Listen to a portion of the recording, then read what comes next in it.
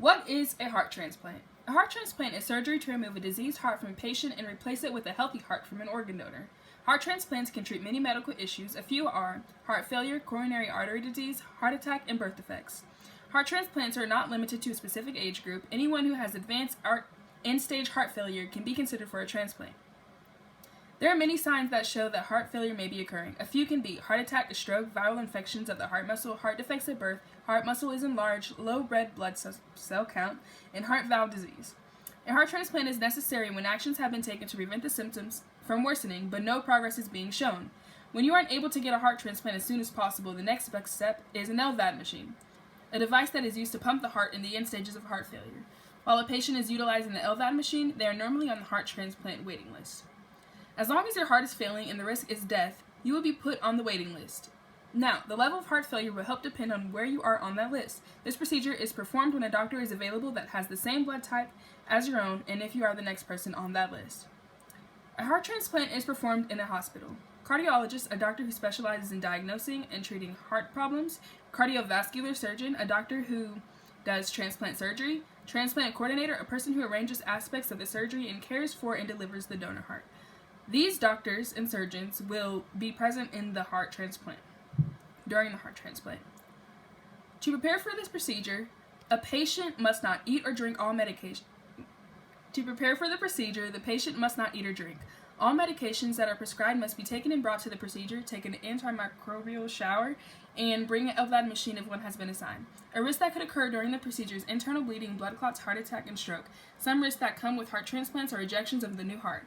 This is when your body does not accept the new heart given to it, so medications like immunosuppressants are taken to prevent that. Oftentimes, the outcome of a heart transplant is positive and the body accepts the heart. It is important to ensure that all prescribed medication is taken before the procedure so that your heart that is being removed does not completely fail during the surgery. What are the steps? The procedure begins with an IV to inject medication and fluids. Additional catheters will be used to monitor heart and blood pressure. A Foley catheter is inserted into the bladder to drain urine, and a tube is inserted through the mouth to drain stomach fluids.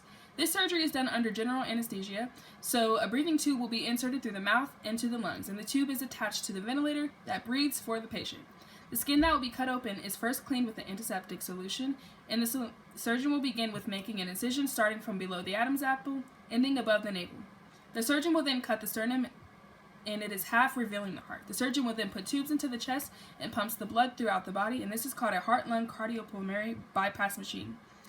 Once the machine has taken care of the blood flow, the failing heart is removed from the body and consists of carefully separating and clipping blood vessels.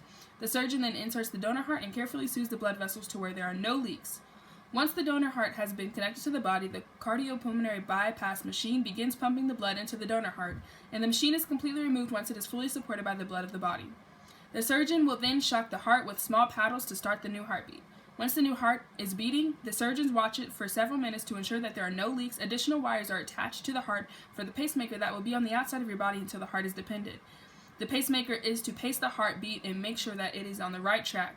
Tubes will be inserted into your chest and exit from the outside of the body to drain extra blood and fluids from the body, and the surgeon will then use sutures or surgical staples to close the incision.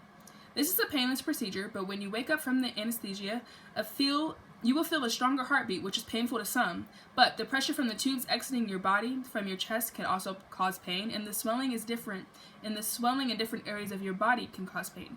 But it all depends on the progression or regression of the new heart.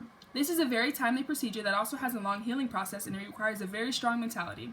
This procedure can save lives as well as make life harder, but it is more efficient to receive a new heart than have one that functions rather than one that is failing and dying.